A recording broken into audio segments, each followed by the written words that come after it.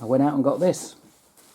I've had so many years' enjoyment with comics. Oh, $44, which for the size, weight, and what's inside and the colour is magnificent.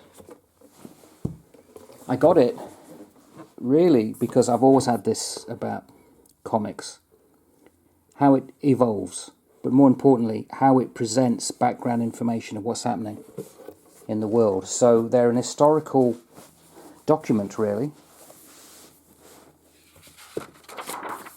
beautifully presented. So think of stand-up comedy. That's a medium in which you can hold up a mirror to society and through comedy poke fun at people in authority. But more importantly, make us understand how society can be. So when Superman first came onto the scene, obviously it's an American comic. He landed in a cornfield in America. But as someone recently, or more recent times, asked the question, what would he have been like if he had landed in the steppes of Russia?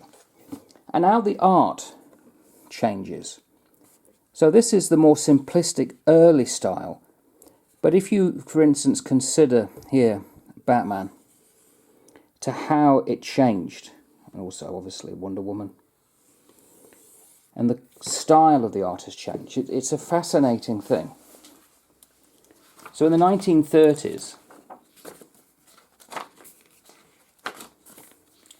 the artwork, more pixelated, much more blocked colours, simplistic. Very innocent in many ways.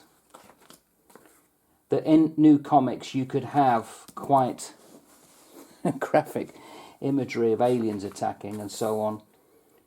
The implied racism, the yellow peril, the fact there was a depression, people wanted feel-good stories. That in Action Comics, when Superman appears, he's not like a human. He can do things humans can't. So is that saying that we needed somebody outside of the planet to come and save us, to help us? Help us stand up against those in power. Because not only was there the depression, there was the rise of fascism, the threat of war. Very uncertain times. There had been the Wall Street crash. The depression came along. People were ruined. And a lot of the people that become caped crusaders, heroic figures, are just normal people who, through various missteps or happenings or events or money, become the personas that they are. And then, of course, much more recent times, comics outside of this universe ask the question, well, if these are the Watchmen, who is watching the Watchers? And so on. That's a great novel. I definitely will do that one, The Watchmen. So, over time, into the war, and how things changed. More importantly, how these heroes were co-opted to the armed forces, because at that time, society was at war.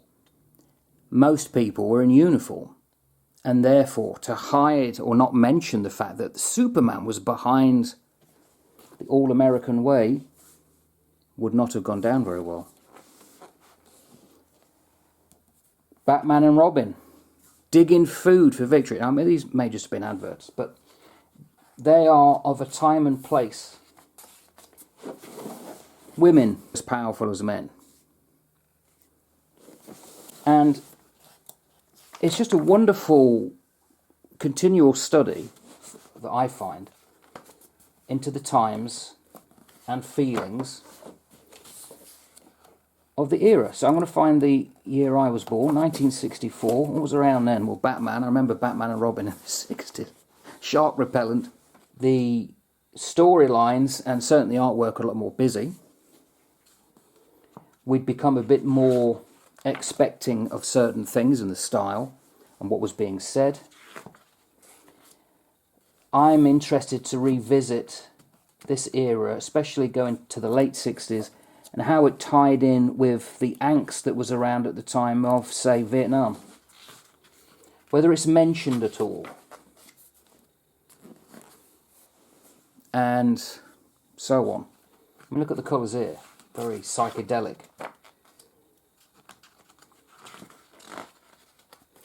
War. And so on. I'm a blank slate as far as this is concerned. I know some things, I'm deficient in others. I've not been one of these people who've gone out and had to buy every comic. I admire the people who have, because it's always something I felt I should have done. In the 80s, I would go out to Forbidden Planet in London, great comic shop, and buy as much as I could. But by the time I got to the mid-90s, there wasn't much happening in the sci-fi fantasy world. There was a magazine that was launched in Britain called SFX. I think it's still going. It asked the question, I remember reading it, about where's all the sci-fi movies?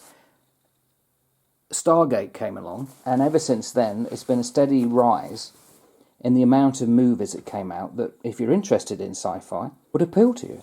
To the point now, we're glutted with it. And I read recently, I wish I kept the article, saying perhaps we now got too much. It needs to pare back a bit. But the artwork, the colorization, the dynamic images, just fantastic. Sense of movement, sense of darkness, dread as it builds up over the time, and the different kind of anti-heroes and villains and their sidekicks. I mean, it's just glorious. And it's a currency I want to spend more on. I probably won't ever collect the magazines, but I certainly would study them. And then when we get closer to our own time, there definitely is a shift in content and style. I mean, look at that. Can't imagine that in the 1930s, can you? 1994.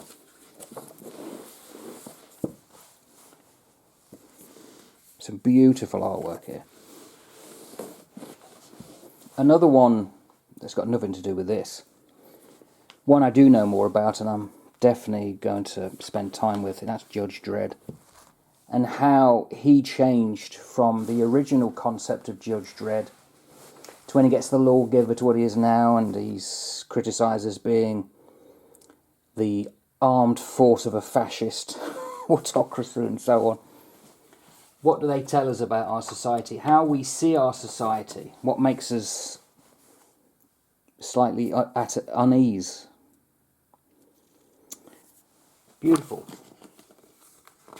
Nothing like it. And when you get a book like this, you realise how much history, and this goes up to 2019. Interestingly, just before COVID.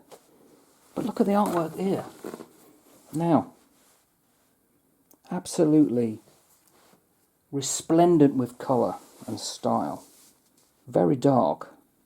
I saw an interview once with Ian McKellen, who, after he'd come to worldwide recognition and fame, not just theatre but through Gandalf, he pretty much could do what he wanted. And he always loved a TV soap called Coronation Street. And he wanted to appear in it, and he did, for about 3 or 4 episodes. And he was interviewed about it, and he said, you know, the thing about soap, especially Coronation Street, it's like Greek theatre. I'm assuming he thinks it means the comedy, because it's very comedic at times. But this, then, by extension, is this like Greek theatre? Tragedy, comedy? The way in which the emotions are really heightened. The sense of dread and constantly battling against dark forces. So, fascinating study. And beautiful artwork. Anyway, that will be then something for 2025. Ta-ta for now.